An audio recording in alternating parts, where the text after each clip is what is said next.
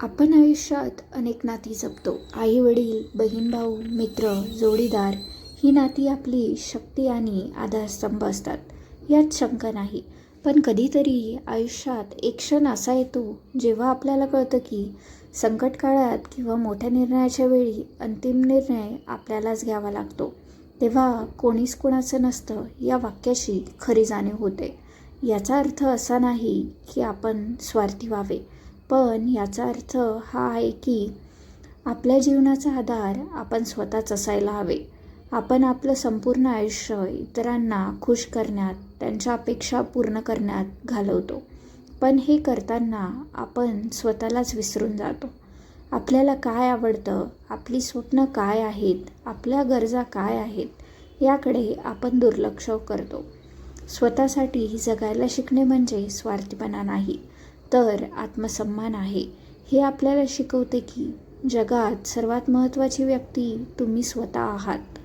जोपर्यंत तुम्ही आनंदी आणि समाधानी नसाल, तोपर्यंत तुम्ही इतरांनाही खरा आनंद देऊ शकणार नाही.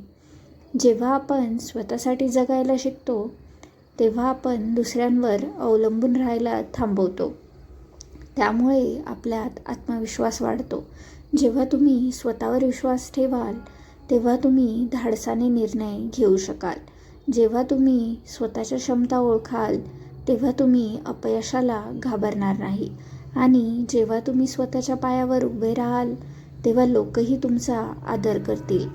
जीवनात येणाऱ्या प्रत्येक चढउताराला तोंड देण्यासाठी स्वतःला मानसिक आणि भावनिकदृष्ट्या सक्षम बनवणं गरजेचे आहे.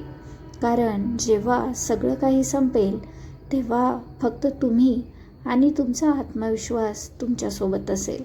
आपल्या ध्येयांचा पाठलाग करा. आपल्या छंद आणि आवडींना वेळ द्या. नव्या गोष्टी शिकायला सुरुवात करा. आपल्या शारीरिक आणि मानसिक आरोग्याची काळजी घ्या.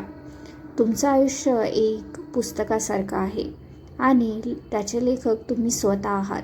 इतरांना तुमचं पुस्तक वाचायला आवडेल, पण त्याचे कथानक तुम्हीच लिहायला हवे. दुसऱ्यांच्या गोष्टीतील एक पात्र बनण्याऐवजी स्वतःच्या गोष्टीचे नायक बना. म्हणून आज एक निश्चय करा. इतरांसाठी जगण्यासोबतच स्वतःसाठी जगायला शिका. स्वतःला वेळ द्या, स्वतःवर प्रेम करा आणि आपल्या स्वप्नांना पूर्ण करण्यासाठी कठोर परिश्रम करा. कारण या जगात कोणीच कुणाचं नसतं, पण तुम्ही नेहमी स्वतःचे असतात.